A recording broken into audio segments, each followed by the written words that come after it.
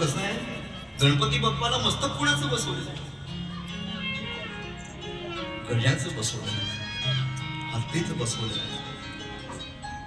मकार महामंडल मस्तकाकार, या ओंकारामध्ये सगळं गणपती ज्ञानोबाऱ्यांनी बसवलेलं आहे. पहिल्या जर 20 ते 25 ओव्या आपण वाचल्या तर त्याच्यामध्ये सगळं गणपती बाप्पाचंच वर्णन आहे. म्हणून याला प्रणव म्हटलं जातं. प्रकर्षेण मयेत युष्मान् मोक्षं सप्रणवः, प्रकर्ष रूपेण नयेत युष्मान् मोक्षं, जो आपल्याला मोक्षापर्यंत नेतो त्याचं नाव आहे प्रणव. म्हणून ओंकाराने या कथेची सुरुवात. जगात सगळ्यात पहिल्यांदा जन्मलेला शब्द म्हणजे ओंकार आहे. आणि जो ओंकार आताच आपण बघितलं गणपती बाप्पाचं स्वरूप आहे. म्हणून माझ्या गणराजाच्या दरबारात एकदा जयकार करू. बोल राजुरेश्वर भगवान की, गणपती बाप्पा मंगल मूर्ती. जागे आहात तुम्ही? मला हे असं करावं लागेल 7 दिवस, तुम्हाला चेक करावं लागेल. आनंद आहे. पहिल्या दिवशीची कथा, पहिल्या दिवशीची सुरुवात, अत्यंत आल्हाददायक वातावरण. साऊंडही तितकाच गोड, मंडपही तितकाच गोड आणि श्रोता सुद्धा तितकाच गोड. मला वाजवलं, तुम्ही टाळी वाजवू सांग.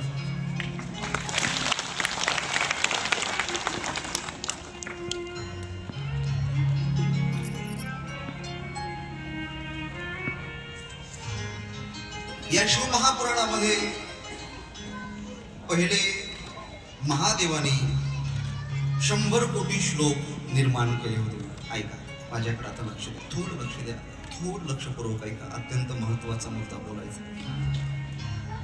शिव महापुराण कळालं पाहिजे आपल्याला. 7 दिवसात हे काय आहे, याच्यामध्ये आहे तरी काय.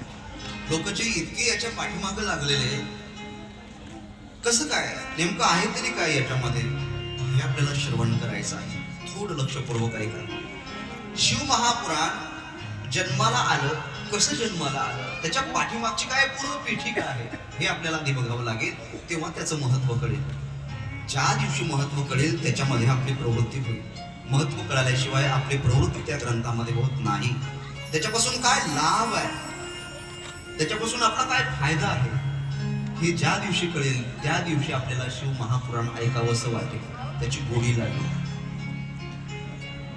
राजुरी शिवाचं महत्व आहे म्हणून गर्दी आहे.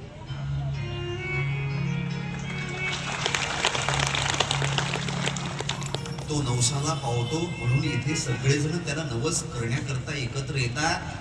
आपल्या संपूर्ण जगामध्ये 2.5 शक्तीपीठ, आणि त्या 2.5 शक्तीपीठातलं सर्वात मुख्य आणि मानाचं पीठ जर कोणतं असेल तर त्याचं नाव आहे राजुरेश्वर. महत्व आहे, त्याच्याशिवाय इथे गर्दी होत नाही. असं कोणी कोणाला मोठं म्हणत नाही. काहीतरी त्याच्यामध्ये योग्यता असावी लागते, पात्रता असावी लागते, तो श्रेष्ठ असावा लागतो. मग हे शिव महापुराण, त्याचं काय महत्व आहे ऐका. ज्यावेळेस माझ्या भोलेनाथाने जग निर्माण केलं, जग निर्माण करत असताना 100 कोटी श्लोक संख्या पहिल्यांदा या पुराणाची निर्माण केली. किती निर्माण केली बोला? 100 कोटी संख्या या पुराणाची निर्माण केली. जग निर्माण करत असताना मी नाही, साक्षात शिव महापुराण बोलते. याची श्लोक संख्या पहिले 100 कोटी होती. शिवेन कल्पितं पूर्वं पुराणं ग्रंथ संख्यया शतकोटि प्रमाणं हि पुरा सृष्टो सुविस्तृतम्. शिवेन कल्पितं, महादेवाने पहिल्यांदा पहिल्यांदा पुराणं ग्रंथ संख्यया, या ग्रंथांची संख्या शतकोटी प्रमाणं 100 कोटी अशी ठेवली होती. पूर्वी सृष्टो सुविस्तृतम, सृष्टीचा विस्तार होण्याच्या आधी. नंतर द्वापर युगामध्ये व्यासांनी त्याचे 18 भाग केले. हे 18 भाग म्हणजे 18 पुराण.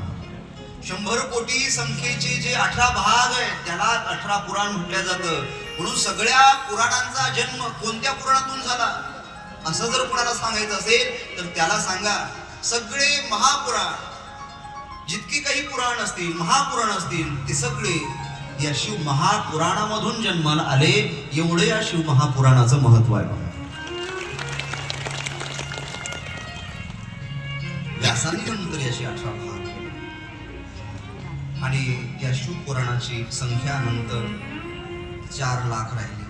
नंतर या सर्वांचं सार म्हणजे ज्यात भक्ती, ज्ञान, वैराग्य आहे, या 4,18,000 पुराणातल्या संख्येमध्ये 1,00,000 संख्या शिव महापुराणाची श्लोक संख्या आहे. शिव महापुराणाची व्यासजींनी ज्यावेळेस याच्यावर रचना केली, भक्ती, ज्ञान, विरागकम या त्रिवेणी संगमातून श्रोता नाहून निघाला पाहिजे आणि तो पवित्र झाला पाहिजे, असा हा त्रिवेणी संगम शिव महापुराणामध्ये श्री व्यासजींनी जन्माला घातले. या शिव महापुराणामध्ये पहिल्या 1,00,000 श्लोकामध्ये व्यासांनी श्लोक संख्या कमी करून 24,000 मध्ये आणली. पहिल्या शिवपुराणाचे 1,00,000 श्लोक होते. नंतर व्यासांनी श्लोक संख्या कमी केली, कारण की व्यासजींना माहिती होतं कलियुगातले लोक म्हणजे बिझी शेड्यूल. पहिले ऋषीमुनी हजारो वर्ष साधना करायची, तप करायचे, त्यांच्याकडे तितका वेळ होता. पण आता कलियुगातल्या लोकांकडे वेळ आहे का बोला?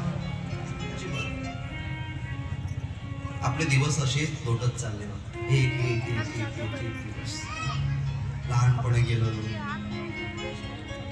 तारुण्याच्या मध्ये न माने कोणाशी, तारुण्य आलं की कोणाला मानत नाही.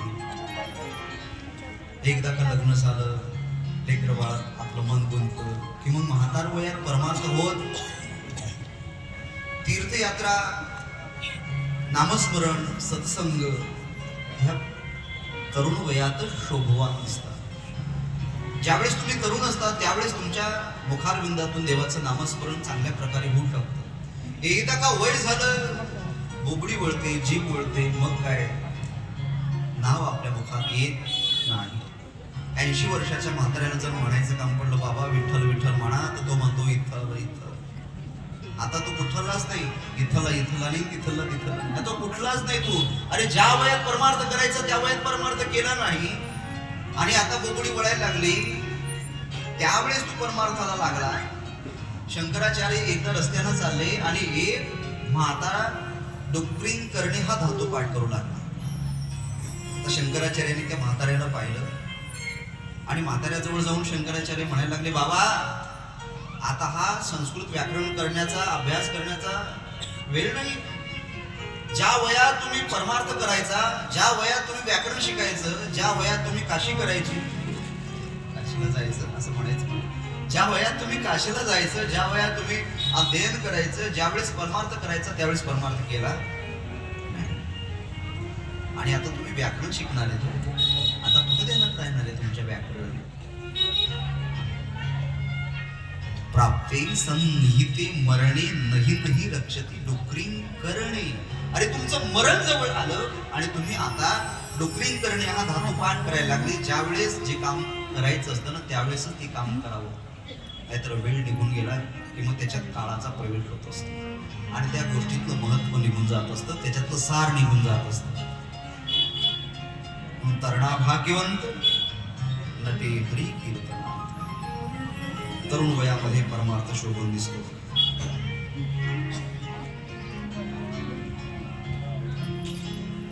म्हणून व्यासांना वाटलं, हे कलियुगातले लोक ज्यांच्याकडे अगदी कमी वेळ आहे, आपण एक काम करूया, या 1,00,000 श्लोकांची संख्या आपण 24,000 आणूया. म्हणून शिव महापुराणामध्ये 24,000 श्लोक आहेत. किती श्लोक आहेत बोला? 24,000. या शिव महापुराणामध्ये पहिल्या 12 संहिता होत्या. पण व्यासांना असं वाटलं आपण त्यांचंही मोजमाप कमी केलं पाहिजे, म्हणून या शिव महापुराणाच्या संहितेची संख्या आहे 7. किती संहिता आहेत शिव महापुराणात बोला? 7. आता मोजा कोणकोणत्या आहेत? पहिली संहिता आहे, तिचं नाव आहे विद्येश्वर संहिता. जसे भागवतामध्ये स्कंद आहे तसे शिवमहापुराणामध्ये संहिता आहे.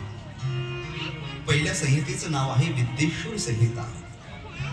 दुसऱ्या संहितेचं नाव आहे रुद्र संहिता. आणि त्या रुद्र संहितेत सुद्धा 5 खंड आहेत. पहिला खंड आहे त्याचं नाव आहे सृष्टीखंड, दुसरा आहे सतीखंड, तिसरा आहे पार्वतीखंड, चौथा आहे कुमारखंड आणि 5वा आहे युद्धखंड. तिसरी संहिता आहे तिचं नाव आहे शतरुद्र संहिता. चौथी संहिता आहे तिचं नाव आहे कोटिरुद्र संहिता. 5वी संहिता आहे तिचं नाव आहे उमा संहिता. 6वी संहिता तिचं नाव आहे कैलास संहिता. आणि 7वी संहिता आहे तिचं नाव आहे वायवीय संहिता. किती झाल्या? कोणी मोजल्या? गेल्या गेल्या गेल्या लोक. पण ऐका, शिव महापुराणाचे जे काही श्लोक आहेत ते जरी तुमच्या कानावरून गेलेत ना तरी खूप मोठं फळ भेटतं. मी सांगेन काय फळ भेटतं नंतर. काय होतं हे आम्ही ऐकतोय महाराज, आम्हाला कधी जे ऐकायला मिळालं नाही ते ऐकायला मिळणार आहे. अशा काही गोष्टी याच्यामध्ये आहेत. उद्या येताना थोडा एक पेन आणि लेटर सोबत घेऊन येण्याचा प्रयत्न करा. कधी काय होतं माहितीये का, एखादं वाक्य कधी हृदयाला स्पर्श करल आणि हृदय आपलं बदलत सांगता येत नाही. म्हणून उद्यापासून येताना एक वही आणि पेन सोबत घेऊन येत चला. एखाद्या गोष्टी आपल्याला ज्या महत्वाच्या असतील त्या लिहून काढा. आपल्या त्या फायद्याच्या असतील तर त्या लिहून काढा. कारण की या शिवमहापुराणामध्ये अशा काही गोष्टी आहेत की ज्या गोष्टीपासून आपला खूप मोठा फायदा होऊ शकतो, आपल्याला खूप मोठा लाभ होऊ शकतो. म्हणून येत असताना उद्या तेवढं काम करा, तुमच्या फायद्याचं सांगणार आहे. समजा आता एखाद्या वेळेस मी एखादा श्लोक सांगितला की बाबा हा श्लोक म्हटला, तुमच्या मुला